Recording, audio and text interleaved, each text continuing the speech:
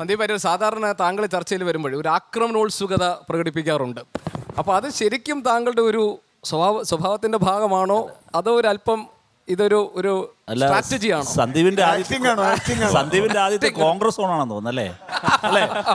ഞാൻ പിന്നെ രാഷ്ട്രീയം പറഞ്ഞു തുടങ്ങാമെന്ന് വിചാരിച്ചത്. അല്ല, കോൺഗ്രസ് ഒന്ന് ആദ്യ ഓണം അങ്ങനെ ഉണ്ട്. അങ്ങനെയല്ലേ? ആദ്യ ഓണം പറയുന്ന പോലെ അല്ല, അത് പറയണല്ലേ, കോൺഗ്രസ് ആണ് ആദ്യത്തെ കോൺഗ്രസ് അല്ലേ? അല്ല, സന്ദീപിന് മാത്രമല്ല, സരിന് ഇപ്രാവശ്യം ആദ്യത്തെ ഓണമാണ്.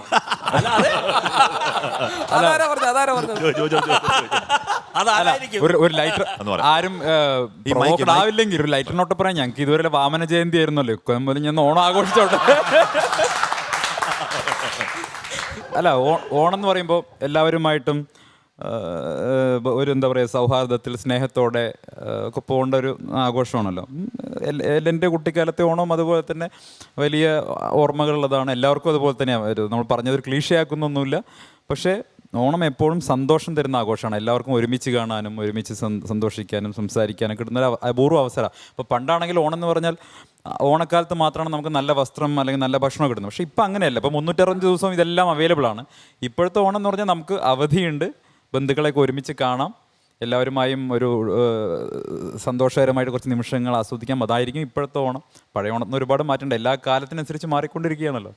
അടുത്ത സീനോടാണ് ചോദിച്ചോട്ടെ. ചോദ്യത്തിന് മറുപടി പറഞ്ഞില്ല. അക്രമോത്സുകത അല്ല, അത് ഒരു സബ്ജക്റ്റിനനുസരിച്ചല്ലേ. ഇപ്പൊ ഞാനും ഹാഷ്മിയും തമ്മിൽ വളരെ സൗഹാർദ്ദത്തിലും ചർച്ച നടന്നിട്ടുണ്ട്, വളരെ അടിച്ചു പിരിഞ്ഞിട്ടുമുണ്ട്.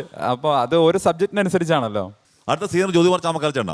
അപ്പോൾ ജ്യോതിച്ചേട്ടൻ ഞാൻ മാതൃഭൂമിയിൽ എൻ്റെ ഫസ്റ്റ് ചർച്ച എന്ന് പറഞ്ഞാൽ അതിന് ഏഷ്യാനിൽ ചർച്ചയൊക്കെ ഉണ്ടെങ്കിൽ വല്ലപ്പോഴും ഉണ്ടാവും. മുട്ടുശാന്തി പോലെ അവിടെ വിരിച്ചേട്ടൻ PG ഇല്ലാത്ത സമയത്ത് കയറുമായിരുന്നു. മാതൃഭൂമിയിൽ ആദ്യമായിട്ട് ചർച്ച ഫസ്റ്റ് ദിവസം അന്ന് ഈ യൂണിവേഴ്സിറ്റി ചട്ടവുമായി ബന്ധപ്പെട്ട എന്തൊക്കെ ഒരു വിഷയമാണ്. അപ്പോൾ അന്ന് ജ്യോതിച്ചേട്ടന് കിട്ടിയേ പറ്റുള്ളൂ.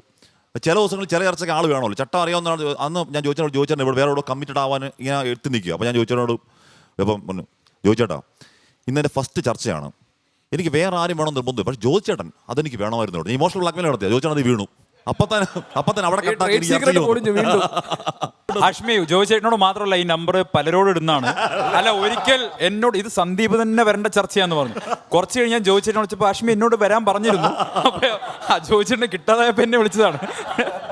അങ്ങനെയൊക്കെയുള്ള ചില അതിനിടയിൽ ഒരു കാര്യം പറഞ്ഞിട്ട്, നമ്മൾ ബോൾഗാട്ടി കടന്ന് ഇങ്ങനെ പോവുകയാണ്.